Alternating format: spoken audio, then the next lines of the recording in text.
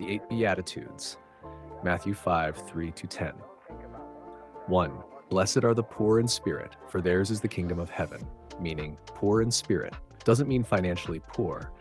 It means humble and aware of one's spiritual need. These are people who recognize they depend on God rather than on themselves. They don't boast or act self-righteous. Promise the kingdom of heaven, meaning they will live under God's favor and rule, both now and in eternity. 2. Blessed are those who mourn, for they shall be comforted. Meaning, this refers to those who mourn over sin and the brokenness of the world, their own and others. It's not just sadness, but a heartfelt sorrow that leads to repentance and compassion.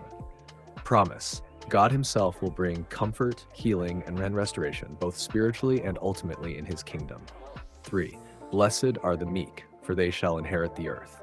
Meaning, meekness is not weakness. It's power under control, a gentle, patient spirit that trusts God rather than retaliating or demanding dominance. Promise, they will inherit the earth, meaning they will receive lasting peace and a share in God's renewed creation. 4. Blessed are those who hunger and thirst for righteousness, for they shall be filled. Meaning, these are people who deeply desire moral goodness, justice, and God's will to be done in their lives and in the world.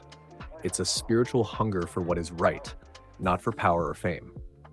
Promise, they will be filled. Their longing for righteousness will be satisfied by God himself. 5. Blessed are the merciful, for they shall obtain mercy. Meaning, those who show compassion, forgiveness, and kindness toward others reflect the heart of God. Mercy is love in action, choosing to help, forgive, and understand. Promise, God will show them mercy in return, both in this life and on Judgment Day. 6. Blessed are the pure in heart, for they shall see God. Meaning, purity of heart means inner sincerity, being clean in motives, honest, and devoted wholly to God. It's about integrity, not appearances. Promise, they will see God, not only in eternity, but even now in perceiving his presence and truth more clearly. 7. Blessed are the peacemakers, for they shall be called sons of God. Meaning, peacemakers are those who actively bring reconciliation, not just avoiding conflict, but restoring harmony and justice where there's division. They reflect God's nature, who brings peace between himself and humanity. Promise, they will be called sons and daughters of God, because they resemble their Father in heaven. 8.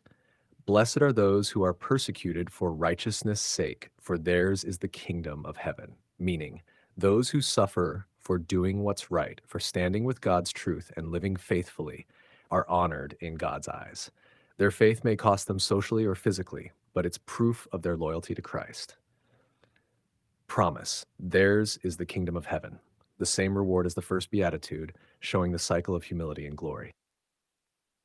The Beatitudes describe a way of being, not a checklist. They reveal the values of God's kingdom: humility, compassion, gentleness, righteousness, mercy, purity, peace, and endurance in the face of persecution. They turn worldly logic upside down.